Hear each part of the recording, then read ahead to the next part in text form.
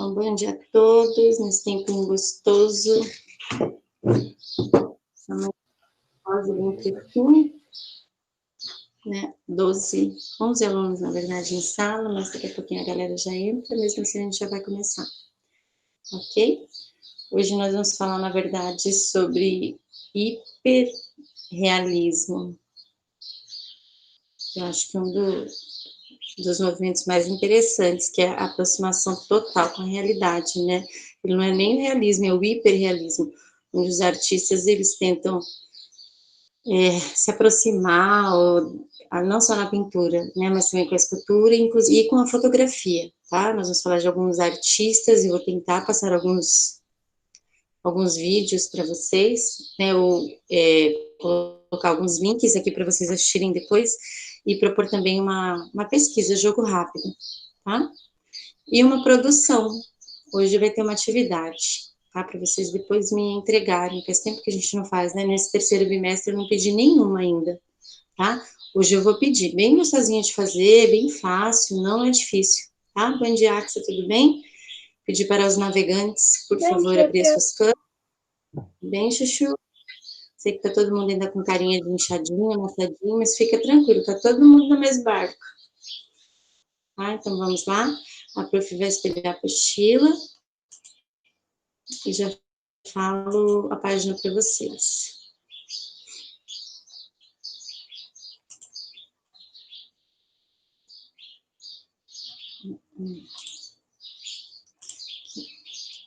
Módulo 19, ó, até o nome, né, já começa, ainda mais realismo. Tá? Página 19, módulo 19, desculpa, página 144. Módulo 19, página 144. Eu vou começar, depois a gente volta para o texto, com essa escultura, né, do Homework, que ele trabalha com essas proporções bem diferenciadas, por mais que realmente pareça uma figura, ele é muito próximo da figura humana, com seus detalhes, assim, chega a ser assustador, né, mas é uma brincadeira, depois eu vou falar um pouquinho mais sobre ele, numa exposição virtual que a gente vai, tá, esses trabalhos dele. Aí a pergunta é, você acredita que é possível construir um simulacro, ou seja, né, um equivalente do mundo vivido em alguma imagem? Quer dizer, algo similar. Vocês acreditam nisso? Vocês já tinham ouvido essa palavra, por exemplo, simulacro? Professora, o que é um simulacro? Vocês nunca tinham ouvido nem em notícias policiais? Eu acho que não. Tal pessoa foi preso com um simulacro num assalto. Nunca ouviram? Tem muitas pessoas que usam arma de brinquedo, né? Eles utilizam esse termo para associar arma, né? Alguma arminha de brinquedo. E nessa pergunta ele está falando se é possível construir algo similar, ou seja, equivalente, né, como no caso do Homework, que ele constrói essas esculturas de figuras humanas idênticas à realidade. A única brincadeira que ele faz é em relação à proporção. Ou ele constrói muito pequena ou muito grande. Isso que eu falei, chega a ser assustador. E ele compõe de uma forma que você pode ver de todos os ângulos e de extrema perfeição. Tá? Mas vocês acreditam que a gente pode construir qualquer coisa como se fosse um mundo vivido, assim, como se fosse o hoje, e a gente pode fazer algo similar? Alguém tem uma impressora 3D em casa? Ou já viu uma impressora 3D? Ah, só nas pesquisas, prof. Só nas pesquisas? Eu já vi, porque na minha antiga escola, no laboratório de robótica, a escola comprou uma. É bem legal, Sim, mas demora demais. Mas ela... Tipo, a gente precisava de alguma peça, a gente tinha que esperar quase mais ou menos uma semana, assim, para pegar a peça de novo. Entendi, Axa, mas na verdade aquilo já é uma realidade. Por exemplo, ali eu posso criar qualquer objeto do dia a dia, né? Na verdade, já é uma realização do que os hiperrealistas começaram lá atrás, Ah, ele pode criar qualquer peça, na verdade, qualquer. Inclusive, muitos, quando eu falo do simulacro, eles estão fazendo, inclusive, várias arminhas que não são reais, né? Porque tem que ter toda uma estrutura para a saída do projétil e tudo mais, com uma impressora 3D, né? Inclusive tem, e fica idêntica à real, tá? E aí isso tem confundido. Agora a gente vai ler esse texto aqui sobre o hiperrealismo de Paul Caden. O realismo é um movimento que começou em contraposição ao romantismo, né? Na história da arte, foi que eu falei, o movimento ele vem para inspirar ou ele vem para quebrar. Então, nós temos o romantismo, emoção, realismo, razão. E o realismo, ele trouxe o quê? Temas sociais para as pinturas, pessoas que eram de uma classe menos favorecida, elas começaram a ser retratadas, tá? Por volta de 1859, tendo como principal precursor o pintor Gustave Courbet. Courbet estava cansado do que considerava a fuga da realidade, a supervalorização do sentimento e imaginação. Agora, o hiperrealismo nada mais é do que a evolução do realismo em tempos modernos. É ir o quê? Além da imagem. Um dos artistas contemporâneos que mais se destaca nesse estilo é o escocês especializado em ilustrações, Paul Caden. As obras de Caden são do tipo que não exigem muitas palavras. Ao primeiro olhar, tudo que vemos é uma fotografia. Mas logo que ficamos sabendo que é um desenho, somos surpreendidos para logo em seguida partir em busca de algum elemento, alguma falha, um borrão, um traço que nos faça ver nitidamente a estrutura do desenho, que nos mostre que a imagem que vemos foi feita somente com papel e grafite. Olhamos detalhe por detalhe e acabamos por ficar com uma espécie de frustração, inquietação e admiração gigantesca pela riqueza de detalhes e a força de expressão em suas obras. Como diz Courbet, não posso pintar o anjo, pois nunca vi nenhum. Segundo esse princípio, Caden consegue tirar proveito da tecnologia da imagem, retratando pessoas reais, ao mesmo tempo em que cria uma nova essência para sua obra. Em seu site, ele diz que, apesar de suas obras serem baseadas em fotografias, a ideia é ir além do que a fotografia propõe. Seus desenhos são meticulosamente detalhados para criar a ilusão de uma nova realidade, que não pode ser vista na imagem original. Para a produção de cada obra, ele leva de 3 a 6 semanas. Seus trabalhos estão em exposição com outros 16 hiperrealistas, né, na galeria em Londres. E as obras são vendidas em média por 5 mil libras, o equivalente a aproximados 15 mil reais. Agora, essa outra pergunta, ele está falando se o hiperrealismo é um subproduto da fotografia, porque aqui nós falamos, né, do Caden, que ele utiliza a fotografia para praticamente reproduzir, ou melhor, a partir da fotografia ele realiza o desenho, que a hora que você olha o desenho, fala, não, é uma fotografia, e você fica nessa dúvida, fotografia ou é desenho, ou você vai para o desenho e fala, gente, cadê? Eu quero ver algum defeito, melhor, definir um traço para ver que realmente é desenho. Né? Vocês acham que o hiperrealismo é um subproduto da fotografia? Primeiro, o que seria um subproduto? Que teve como base inspiração? Teve como base, teve como inspiração. Não desmerecendo, né? Mas é que, na verdade, meio que a essência veio dali, vocês concordam? Sim, eu acho. Pode ser, né? Ver se a gente consegue falar um pouquinho sobre hoje aquele acontecimento do Romero, tá? Do Romero Brito, que aconteceu semana passada. E que está repercutindo até hoje, de alguma forma. Né? Que a dona do restaurante quebrou a escultura dele. Eu achei massa. Porque ele é extremamente soberbo, mas depois a gente conversa, tá bom? Combinado? Isis Brachot, galerista belga, em 1973, organizou uma exposição de obras que possuem um alto grau de acabamento. Foi a partir dessa exposição, então assim, nada surgiu do nada. Lembra que a prof já comentou? Que a gente fala assim, né, tem aquela máxima, nada cria do nada, tudo se constrói, algumas vezes se copia, mas a gente fala da inspiração, né, ou melhor, o nome do impressionismo, de onde surgiu? Do nome da obra do Monet, Impressão Nascer do Sol. De onde surgiu os góticos? Dos godos, né, da Idade Média, de grotesco. Da onde surgiu o barroco, de pedrinha, de pérola irregular, barueco. Então, assim, o nome ele tem que ter a não ser dadaísmo, né, gente, que ele foi lá, dada, cavalinho de pau. Claro que tem suas exceções para toda a regra. Então, assim, de alguma forma, o hiperrealismo foi a partir dessa exposição dela de alto grau de acabamento que surgiu a palavra hiperrealismo. E foi dela que nomes, né, como Chuck Close, Richter e Don Eddy participaram, tá?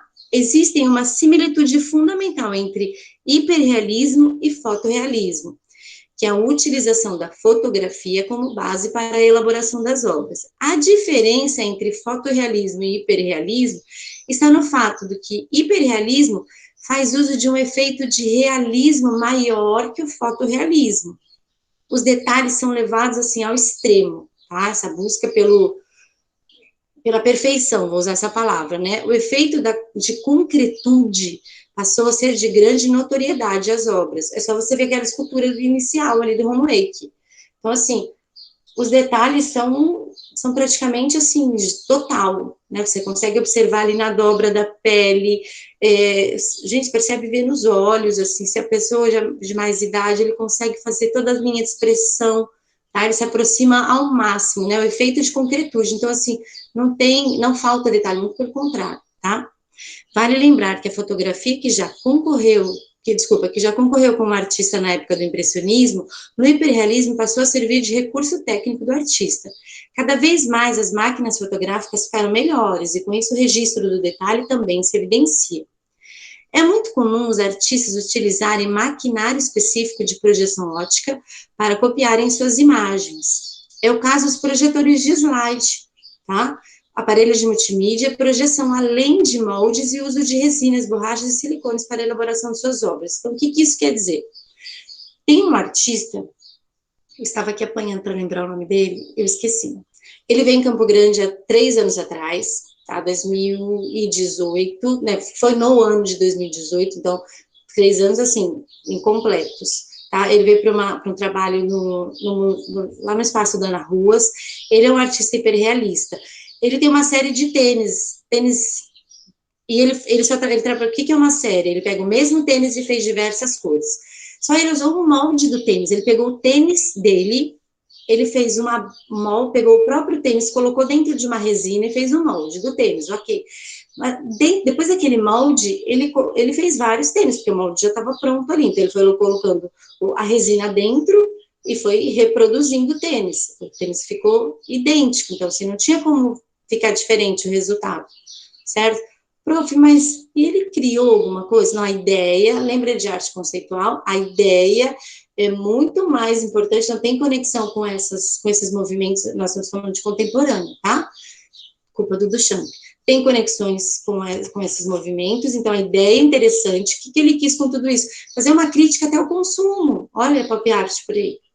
Tá? Se as pessoas consomem. Então, às vezes, quantas mulheres têm seus closets lotados de sapato e essa questão do consumo exagerado? Então, ele fez essa conexão dessa reprodução desses tênis dele. Eu vou lembrar o nome dele e depois eu passo para vocês. E ele fez isso, então essa questão do molde, ó, quando ele fala assim, né, preferiam resinas, borrachas, silicones para a elaboração de suas obras, que ele trabalhava com esse molde mesmo, e eles não têm que esconder isso, tá? Alguns artistas, no entanto, preferiam a utilização de focos específicos em determinadas partes da imagem, mesmo fragmentação da imagem, como critério de construção, como é o caso do autorretrato do Chuck Close. Agora eu vou falar sobre fotorrealismo. Então, fotorrealismo, a diferença do hiperrealismo é a questão do resultado. O hiperrealismo, ele ainda é mais na sua completude, tá? Começou nos Estados Unidos por volta da década de 60. Então, se a gente for datar o hiperrealismo e o fotorrealismo, em torno de 59 e 60, por ali, tá bom? Como desmembramento da pop art, também como uma negação ao expressionismo abstrato e das propostas abstratas do minimalismo. A fotografia, desde 1950, havia ocupado o lugar de linguagem preferida para a construção imagética com foco na realidade. A fotografia, como meio para a produção pictórica e escultórica, começou no modernismo, como consequência do mundo tecnológico vivido.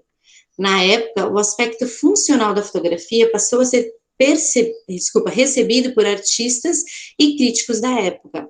Todavia, houve aqueles que foram contrários ao uso desse recurso. Por quê? Segundo eles, o artista iria ficar cada vez menos criativo e limitado. Então, há controvérsias, tá? Fiquem tranquilos. Não importa para essa parte dos críticos que a utilização de métodos mecânicos, como a câmara escura, já era normal desde o início do século XV. Então, quer dizer, na verdade, o Leonardo da Vinci já tinha feito toda essa estrutura da câmara escura, tá? Como é possível perceber no quadro A Leiteira de Vermeer, que está aqui na parte de baixo, tá? Ó, aqui nessa obra de Vermeer. A arte do fotorrealismo se assimilava à pop art, quando em ambos os movimentos houve uma negação da massificação da imagem. Todavia, enquanto a pop art denunciava a banalização do excesso de reprodução das imagens em um âmbito comercial e midiático, o fotorrealismo tentava conferir à imagem fotográfica status de única, né? Então, na verdade, assim, eu pego uma fotografia, tá, e faço essa reprodução, na verdade, essa brincadeira, mas ela é única, então ela não tem essa, na pop art, lembra que ele tinha essa reprodução da própria imagem, como se fosse uma série, né? Marilyn Monroe, várias Marilyns, o gato do Andy Warhol, os gatinhos de Andy Warhol, então, assim, tinha uma reprodução, uma série deles, né? Há que se diferenciar de Trompe L'Oeil de fotorrealismo, enquanto a primeira cria uma simulação do real, um falso mundo, o segundo não esconde que é apenas uma pintura, e deixa claro que utiliza recursos para a obtenção de seus resultados. Nota isso nos trabalhos de Richter, o colecionador com seu cão. Cadê? Deixa eu ver se eu acho aqui. Não, não tem aqui a obra. Para o fotorrealismo, existem 5 características fundamentais, ó. Utiliza a máquina fotográfica como meio para a realização da obra. Então, quer dizer, ela é um recurso, ela é um instrumento, tá?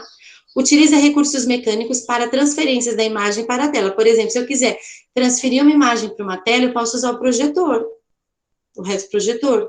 Então, quer dizer, o que eu posso transferir? Eu posso colocar a imagem na parede, a parede eu posso colocar minha tela ali e desenhar.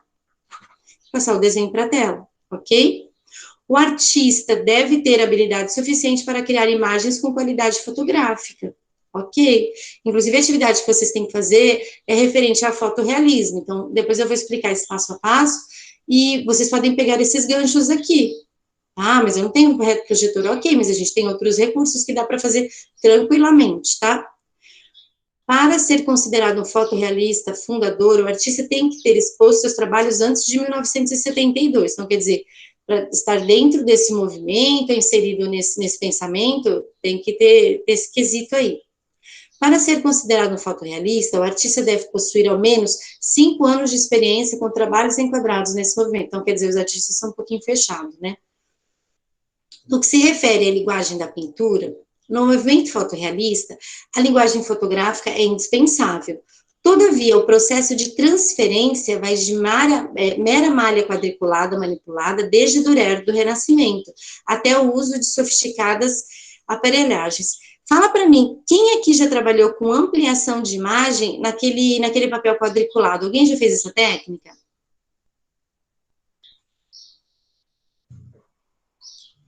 Qual técnica de pintar na folha quadriculada? Desenhar, por exemplo, você tem uma imagem pequena, aí você tem um papelzinho normal, você faz essa imagem, quadricula ela. Ah, você numera, né? Você numera tanto na vertical quanto na horizontal. Aí você quer ampliar essa imagem, você vai para outra folha quadriculada, certo? Só que agora você vai numa proporção maior.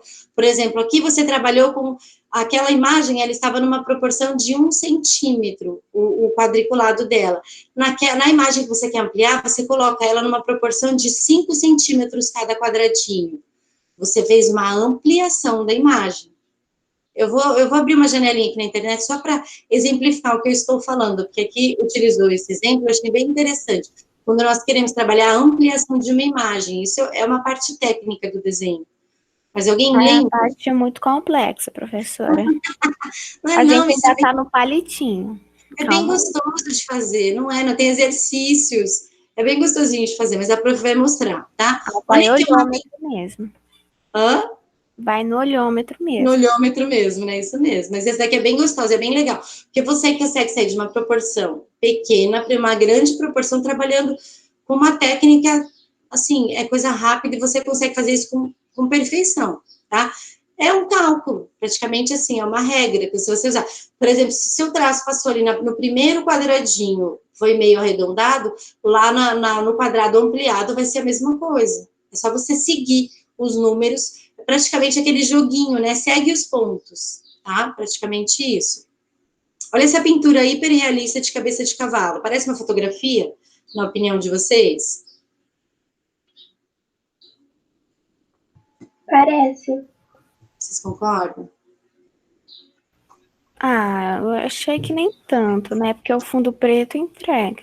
Entrega, né? Se fosse um Ah, fundo, mas parece tipo uma foto editada.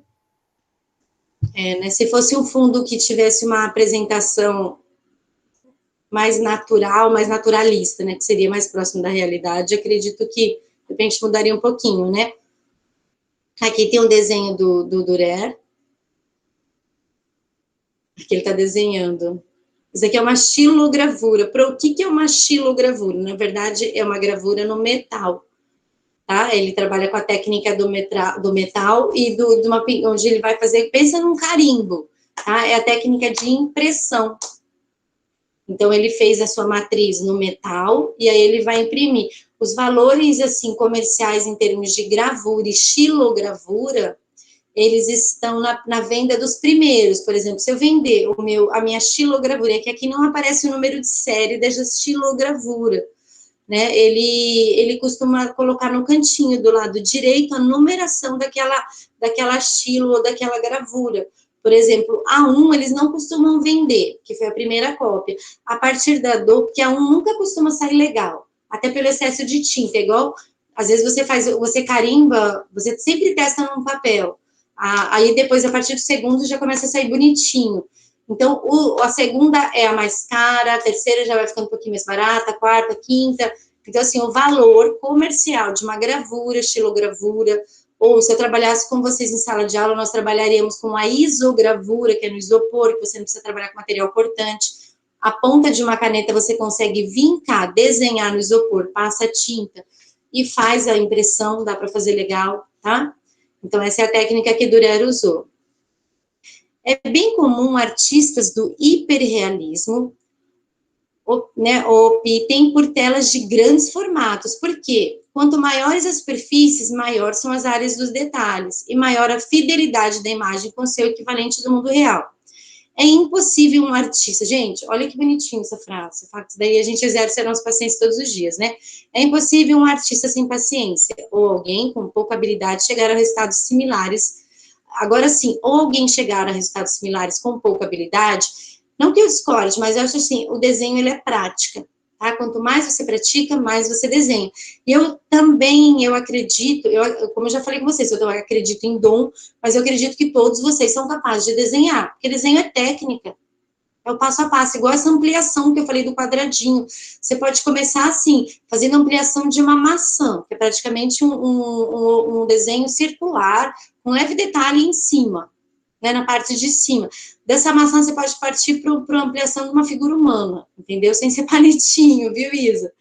Mas você consegue fazer grandes coisas se você quiser, tá? Exige paciência acima de tudo, tá bom?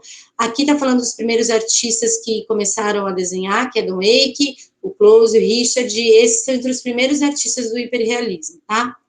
Artistas de grande notoriedade técnica de pintura, são esses nomes aqui, de grande notoriedade técnica de desenho e na técnica de escultura. Um pouco da pop art influencia a produção hiperrealista. Veja o caso dos artistas Pedro Campos e do Homoeck na escultura. Ambos trabalham com discursos do cotidiano, todavia constroem suas poéticas a partir da desproporcionalidade frente ao equivalente real. E também atuam com altíssimo grau de verossimilhança na superfície, na textura e na cor. Alguns artistas trabalham temáticas que envolvem classe média, indicando progresso no estilo de vida. É muito comum utilizarem em esculturas materiais sintéticos para a elaboração de suas obras. Por vezes, as esculturas chegam a se confundir com pessoas reais. É como o caso da produção de Sandinks. Em outros momentos, as esculturas podem materializar figuras irreais, pertencentes a mundos impossíveis, como é o caso da produção de Patrícia Pitinini, que esteve em São Paulo em dezembro de 2015. Tá? A prof vai mostrar para vocês algumas obras, para aqui, só um minutinho que eu estou voltando, só a Axa que continua com a câmera aberta. Eu vou mostrar um pouquinho do homework para vocês, e depois eu acho que dá para passar um vídeo curtinho, e aí a prof já explica a atividade, ok? Só um minuto. Beleza. Uma exposição virtual, todos estão vendo, ó? Sobre o artista Homework, né? Um escultor australiano hiperrealista que utiliza efeitos especiais cinematográficos para criar sua obra. Em 2002, sua escultura Mulher Grávida foi comprada, né, pela National Gallery por $800 mil. Ele nasceu em 58 e cresceu vendo os pais construírem brinquedos. Então, assim, da onde vem essa inspiração dele? Não vem do nada. Eu falo que nada se cria do nada. A história de vida de um artista ou algum momento que ele passou, alguma coisa inspira, né, a produção dele, tá? Na verdade, eu estou aqui, deixa eu só sinalizar aqui para vocês, ó. Moik é criador de marionetas, né? Natural da Austrália, desculpa, se instalou em Londres para trabalhar com Jim Henson, famoso criador da Rua Sésamo. A experiência que adquiriu fez com que se aventurasse no mundo da publicidade como fabricante de manequins.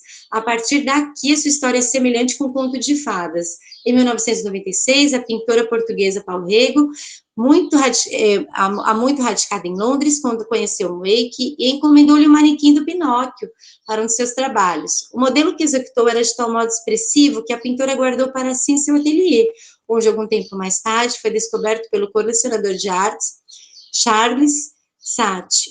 O mariotenista viu-se, então, retirado do mundo da publicidade e lançado inesperadamente ao meio artístico. A sua entrada na cena artística foi um verdadeiro escândalo. Uma das primeiras obras que apresentou foi uma escultura de seu pai, recentemente falecido, todo nu. Plena do realismo, a escultura tinha outra característica ainda mais chocante: não media mais do que 1 metro de comprimento. Que ideia macabra era aquela. Longe de ser escandalosa, tratou-se de um estilo, de um ato de amor.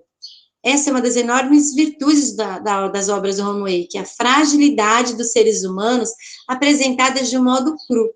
Não seres humanos perfeitos, mas precisamente o contrário.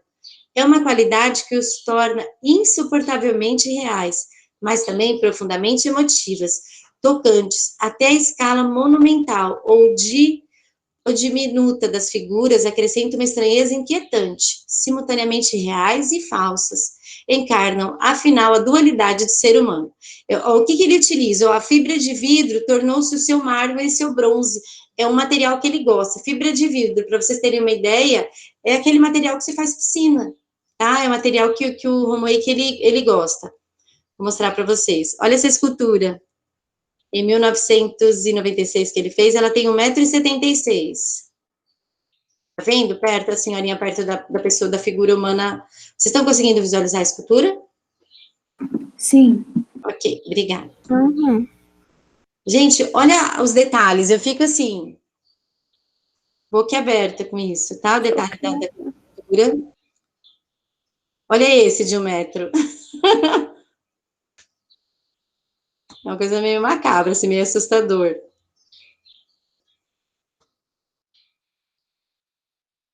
Esse daqui, né, em seu estúdio com a maquete Mulher Grávida, ele, né, já em produção, na composição.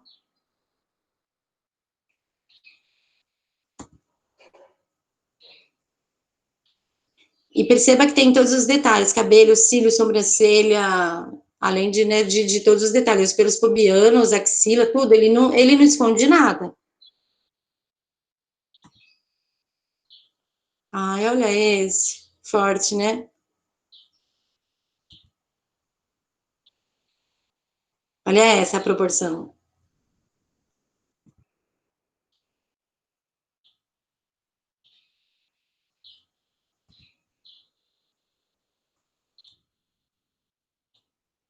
Nascimento.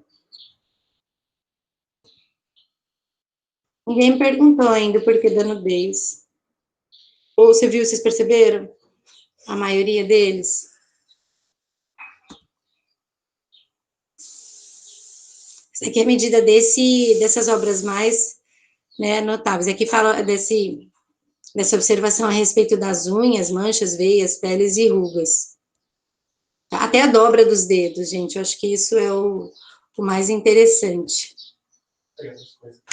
Vou virar, amor.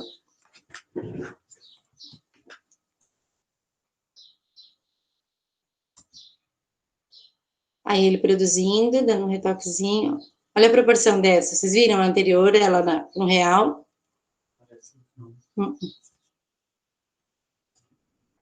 E essa na produção, ele fazendo, né? Fazendo, na verdade, dando retoque. Aí, acabou. Vou voltar lá com vocês. Eu vou tentar passar eu vou, na verdade, colocar um link. Vocês lembram que eu já passei para vocês aquele canal da Vivi Ouvi? Que tem no YouTube? Sim, né, Alexandre? E aí a prof vai colocar um link para vocês ouvirem um podcast dela que ela fala sobre o hiperrealismo, que é bem extenso, tá? Se vocês quiserem depois em casa. E tem um vídeo, deixa eu pegar o podcast aqui, o link, já passo para vocês, vou passar aqui em chat. Deixa eu já colocar aqui para vocês. E o vídeo vai ser eu consigo passar para vocês, onde ela fala de um artista que ele é, na verdade, uma história até de superação, que é o Chuck Close, que ele tem um problema, uma doença, e ele fez do hiperrealismo, na verdade, uma superação, tá? Vou tentar passar. Vamos ver se não rodar, eu desisto e aí eu já volto para a aula. Só um minutinho, por favor.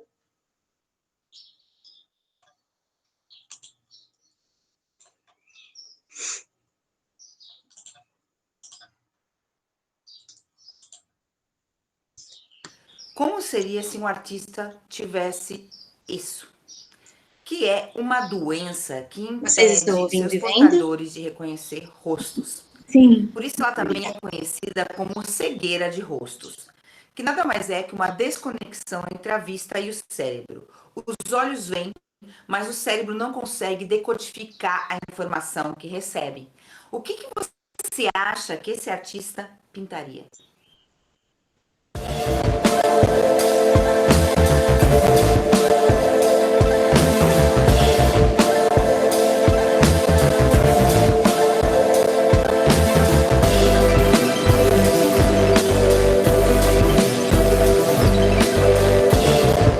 Nosso artista de hoje é o Chuck Close e ele estava obsessionado em desbravar rostos. Com a ajuda da fotografia, o que era bem comum, né, na época, ele pintou, ele fez gravuras e também ele comenta que a fotografia lhe ajudou a memorizar rostos, porque passava a imagem das 3 dimensões, facilitando, planificando para as 2 dimensões. Claro que é uma história de superação, mas a obra dele é tão inovadora, tão rica que fala por si. Ele faz rostos, retratos, como se fossem fotografias enormes de passaportes. E por isso ele está enquadrado no que a gente conhece como hiperrealismo e também fotorrealismo. Como que era o processo de criação? Já falei que ele utilizava fotografias. Primeiro para ajudar nessa decodificação da informação, mas também porque ele demora de 3 meses a 2 anos para realizar uma obra. Então você pode imaginar que a pessoa não pode ficar lá posando. Daí com essa fotografia ele quadricula a imagem, como a gente já viu lá no David Hockney, para ampliá-la e levá-la para o suporte escolhido. E o suporte depende muito da técnica. Ele usou muitas técnicas. Por exemplo, ele reviveu técnicas antigas, como a tapeçaria e a pintura a dedo. A tapeçaria, ele pegou todo aquele background da técnica e incorporou novas tecnologias, utilizando softwares que possibilitaram que ele utilizasse um número enorme de cores que até então não se havia conseguido, bem como nuances dessas cores. E eu tive o privilégio de estar frente a frente com uma dessas tapeçarias num hotel que eu fiquei em Nova York, onde estava Kate Moss. A pintura de dedos é uma das técnicas artísticas mais antigas da humanidade. Lá os homens pré-históricos faziam as mãos em positivo e negativo nas paredes das cavernas. Na mão em positivo é uma gravura direta. Eles colocavam a tinta na mão e pá! Olha, ficava marcado. Era como se fosse um carimbo. Na mãos em negativo a gente já viu, é como se fosse um spray. Colocavam essa mão, pegavam um osso fininho e sopravam a tinta. Então, o que que acontece? Quando eles tiravam, aparecia aquela silhueta da mão. E aqui nessa obra do Chuck Close, que a gente vê a esposa dele, a Leslie, é de 1986, e ele encheu o seu rosto com o quê? Com suas impressões digitais. Ele também renovou a xilogravura, outra técnica milenar em que é a xilogravura? Gravura baseada na madeira, ou seja, você talha um bloco de madeira, o que fica em relevo recebe a tinta, você pressiona no papel e imprime. Só que você imagina o seguinte, quantas cores você quiser colocar, você vai ter que ter blocos de madeira diferentes. E depois você tem que encaixar todas essas impressões no mesmo papel para que não fique parecendo que tivesse uma fantasminha, sabe? Que uma está desencaixada da outra. É muito complexo. E ele vai renovar essa técnica com a ajuda de um gravador japonês, o Tadashi Toda. E nessa outra imagem... E começou da PT. A prof vai passar o link para vocês, tá? E fazendo uma correção, litografura que é no metal, tá? A prof falou que a xilo é no metal, a xilo é na madeira, tá bom, coração? Tudo bem? Ok, prof. E aí a lito é no metal, a prof falou que a lito é a xilo na madeira, lito no metal. Amores, vou passar o link dessa também para vocês, ó, que aí vocês terminam para ver um pouquinho mais do close, só um minutinho. Beleza, prof. E aí, chuchus? Professora, Fala, meu amor. eu não entendi muita diferença entre hiperrealismo e fotorrealismo. Na verdade, o hiperrealismo, eles costumam trabalhar mais a questão da escultura e da pintura sem a utilização da fotografia. Já o fotorrealismo, ele pega a fotografia, é o que vocês vão fazer daqui a pouquinho, que eu vou explicar a atividade. A gente vai trabalhar com fotorrealismo, tá bom? Entendi, prof. Eu vou abrir lá na apostila agora, vou espelhar a apostila para vocês novamente e vou explicar a atividade, depois a prof já vai para a chamada, ok? E hoje a chamada, eu vou começar pelo segundo B, tá? Porque eu sempre começo pelo segundo. Ah, e aí a gente vai fazer essa brincadeira. E de baixo para cima também.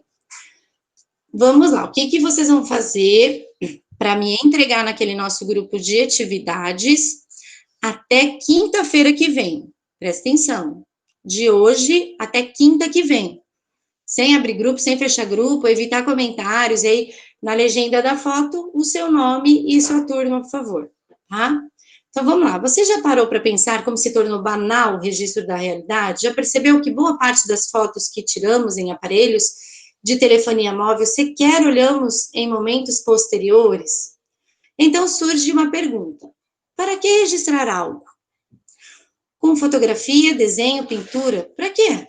Pois bem, pensando nisso, para esta atividade, você deve percorrer a região onde mora, porque a gente não sai de casa não, espera só um pouquinho, tá? Vê o espaço que você está, tá? Com olhar clínico, deve fotografar alguma situação, ou um lugar, de repente, pensar um lugar que é ignorado, um lugar que não é explorado, ou um lugar, assim, às vezes um lugar que você está, que você nunca pensou em tirar uma fotografia, tá? Em outras palavras, tente fazer com que alguém, vou tirar então de um lixo, por que não? Quem um dia parou para pensar na fotografia de um lixo do banheiro? É algo que você poderia pensar, porque é ali que a gente deixa todos, o que a gente rejeita, o que realmente, né, deixa toda... Pode falar, amor. Desculpa interromper. Só para confirmar se o trabalho é para quinta que vem. Vocês têm, lembra do que eu falei daquele prazo para entregar? Vocês podem ir postando naquele grupo nosso do WhatsApp de hoje até quinta que vem. Tá, beleza. De repente eu fiz hoje, já quero postar, não tem problema, tá bom?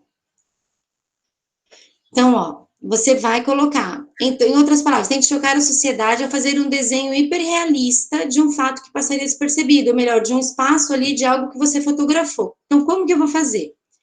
Vocês vão fazer uma fotografia de um lugar ou um acontecimento banalizado pela sociedade. Essa fotografia pode ser sua, presta atenção. Ou você pode pegar uma fotografia da internet, tá? Isso daí, quem está falando é a professora Tati. Outra observação. Aqui pede para fazer uma cópia em preto e branco dessa imagem. Mas, às vezes, você não tem uma impressora da sua casa. Então, o que você pode fazer? A ideia é que você vai replicar essa fotografia numa folha de papel. Mas eu não tenho uma impressora. Como que eu vou fazer, professora? Então, o que você pode pensar? você tem lá o seu computador, seu PC, o seu note, ou o seu celular mesmo.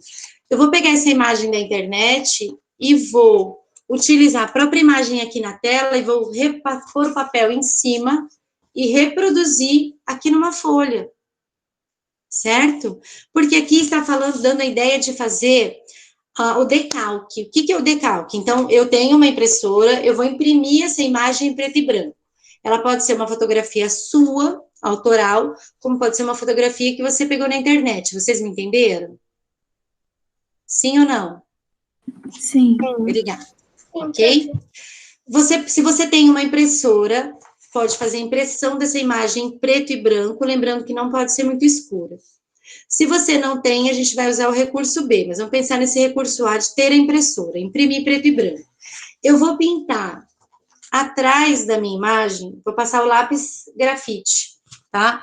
Vou pegar o lápis grafite e vou pintar atrás da minha imagem, de lápis grafite, vou pintar inteirinho, tá bom? Por quê? Depois eu vou colocar a minha imagem em cima de uma outra folha. Aqui tá pedindo uma gramatura, o que é isso? Papel canson, um papel mais grosso. Não tem necessidade, não é o momento que eu falei de sair para comprar nada. Uma folha de sulfite mesmo, tá? Aí você vai passar esse desenho, você vai riscar bem forte, para que esse desenho, se você pintou bem forte aqui, você vai meio que fazer impressão naquela folha de baixo. Certo? Alguém quer perguntar alguma coisa? Ok? Por quê? Ó, você vai passar o lápis. Aqui tá pedindo lápis 6B, 2B, 3B, 4B, 5B. Não se preocupa, vamos tentar fazer desse jeito. Prof, eu não imprimi, não tem como imprimir. Então tá, vamos pro plano B. Você pode pegar o desenho aqui na imagem na sua tela. Você vai colocar, ó, a folha aqui e vai fazer o decalque, vai passar como se estivesse trabalhando com uma folha de papel de seda, vai passar o seu desenho para cá, certo? Passei meu desenho para cá, vou tentar passar ao máximo todos os detalhes. Gente, procure desenhos, imagens simples, fotografia simples. Não tenta figura humana, coisas muito complexas, não. A não sei que você tenha habilidade para isso, não se preocupe em detalhe, assim, em coisas muito complexas, não, tá? A não ser que realmente você esteja afim de fazer isso. Tá? Vamos começar com pouco, e aí, né, como diz o minimalismo, menos é mais. Ah, eu quero o canto de uma mesa, mas faça um canto de uma mesa bem feito. Tudo bem? Uma maçã bem feita. E a gente só está trabalhando com PB, preto e branco. Não, nada colorido ainda. Vocês me entenderam? Porque a ideia dessa atividade, olha assim, parta para a etapa de luz e sombra. Selecione os claros e escuros da imagem e tente reproduzir o desenho mais fiel possível a quem? A fotografia.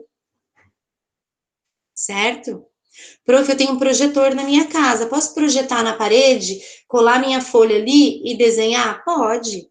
Ah, eu tenho um celular que faz isso. Ou eu não tenho, só tenho meu celular. Põe a folha, pode ser uma folha pequenininha em cima da tela do seu celular. Você consegue desenhar? Trava a tela ali e desenha? Pode. Tá? Pensa, agora é o momento de criação. Ok? Alguma dúvida? Fale agora, o cálice até às 4 da tarde. Brincadeira, gente. Dúvida pode perguntar.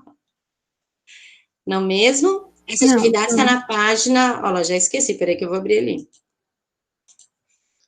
Página 148. Ok? Então, agora a prof vai para a chamada. Então, não é, Rafa, não é colorido, é PB, preto e branco. E trabalhar esse sombreado. Se eu quero mais forte, eu escureço, mais força no lápis. Se eu quero mais fraco, eu clareio. Como que eu posso trabalhar a sombra? Tem um lápis específico chamado esfuminho, que é um lápis que ele é feito com papel prensado. Precisa sair para comprar lápis 2B, 3B, 4B, 5B? Não. Usa cotonete, usa dedo, usa uma borracha, tá? Não é o momento de sair para comprar nada, um papel com uma gramatura maior, um papel canson, 240, não é o momento. Trabalha com o que tem em casa, ok? Tudo bem? Vamos ser criativos. Então, vocês têm de hoje até semana, até na quinta-feira que vem, tá? A prof já está até agendando aqui, tá? Postar no nosso grupo lá do WhatsApp, combinado? Quem não está no grupo, pede para algum colega postar para você e coloca na legenda da foto, por favor. Queridos, e não apague a foto do celular de vocês, tá? Não apague a foto do celular de vocês, por favor. Vamos A partir desse bimestre, né? desse bimestre, amor. É a primeira atividade do terceiro bimestre, Glória. Não, tipo, não apagar as fotos, porque as do outro já apaguei. Não, as tudo. outras eu sei que vocês apagaram, que eu tentei ver algumas, eu já não consegui, só chuchu. Tá bom? Vou abrir a chamada, vou começar com o segundo B de baixo para cima. Vamos ver como está o raciocínio de vocês. Felipe Barbosa. Elise. Wesley. Rafaela Santana. Rafaela Reis. Tá no chat. Ah, obrigada, amor. Rafael Granci. Pedro Henrique. Presente, professora. Obrigada, amor. Paulo Henrique. Paulo tá aí? Ótima. Essa galera que ficou dormindo. Natan. Presente. Obrigada, Presente, querido. Natan. Matheus Orlando. Mariana Gonçalves. Maria Luísa. Eu. Obrigada, amor. Maria Fernanda. Eu. Manuela. Eu. Ludmila. Se tiver no chat, vocês me avisam, tá? Por favor. Ok, mas Lucas. não faltou. Tá bom, coração. Tô aqui, Lucas. professora. Aqui. Obrigada, querido. Leonardo. Cauê. Katsu. Camila. Júlia. A Júlia falou no chat. Tá bom, amor. Obrigada. Já tirei o cliquezinho. José Marco. Eu. Obrigada, amor. Isabela. Juliana. Isabela Alves. Presente. Obrigada, amor. Fernando. Falou no chat. Uhum, obrigada. Eduardo Nomura. Falou no chat. Tá. Eduardo de Oliveira. Daniel. Carlos Eduardo. Falou no chat. Beatriz. Falou no chat, tá? Beatriz. A Beatriz e o Carlos estão no chat. Ah, joia. Obrigada, amor. Arthur. Presente. Obrigada, amor. Ariane. Ananda. Presente. Obrigada, Chuchu. Ana Júlia. Ana Caroline. Presente, professor. Obrigada. Morana Beatriz. Alana. No chat. Tá. Ana Rosa. Yaxa. Presente. Obrigada, amor. Já vou primeiro para o segundo A. Mesmo esquema, de baixo, tá? Só um minutinho que eu tô chegando.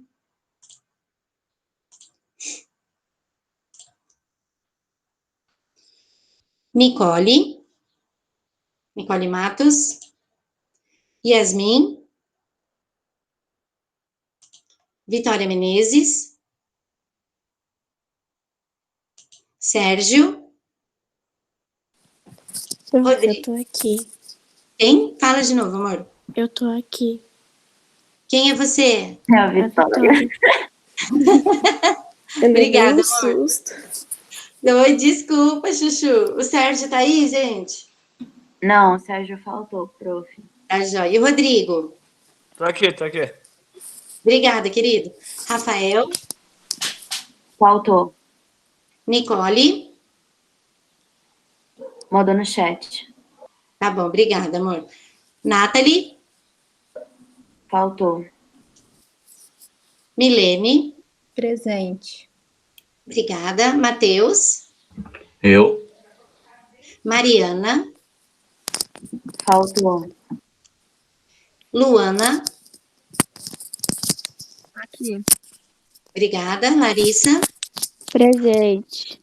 Vitória, seu áudio tá aberto. Juliana. A Ju faltou? A Juliana faltou. Júlia, Oi, tô aqui, tô escovando dente, mas tô aqui. obrigada, Chuchu. João Vitor, Isadora. João Vitor tá no chat. Tá bom, amor. Obrigada, Gabriel. Isadora. Yuka. A Yuka faltou. Mark está aí. Herbert. Presente. Tá bom, Herbert, tá aí? O Herbert faltou. Gustavo. Gustavo. Tô aqui, presente. Guilherme. Faltou. Glória, tá aí? Gabriela. Eu. Obrigada, Gabi. Gabriel tá aí? Fernanda. Mandou no chat. Tá. Felipe Oshiro. Oi. Felipe Correia. Oi. Emily Zanúncio. As duas Emilys faltaram. Oh, meu Deus, tá acontecendo esse povo? Saudade desse povo. Danilo. Mandou no chat. Ok. Daniela. Presente. Ari Vargas. Presente. Obrigada, Ari. Ana Luísa. Se for a Arce, ela faltou. A Arce. A Ana Júlia. Faltou. Alexandre, tá aí? Alessandra. Faltou. A Kemi. Mandou no chat. E Ana Luísa Soares. Presente, professora. Obrigada, amor. Deixa eu só para gravar aqui, já vou voltar com vocês. Amores, se vocês estiverem com dúvida, pergunte à tarde para a prof, 4 horas estou de plantão. Um beijo no coração, até semana que vem. Desculpa, eu passei 2 minutinhos do horário. Um beijo no coração e até semana que vem, tá? Dúvidas na atividade, pergunta, página 148, ok? Um beijo e até semana que vem. Tchau, prof. Até semana que vem. Tchau, Isa, prof, eu vou confirmar, tá? Vou ver, mas eu acho que eu não coloquei falta, não. Qual que é a sua turma? Põe para mim. Segundo B.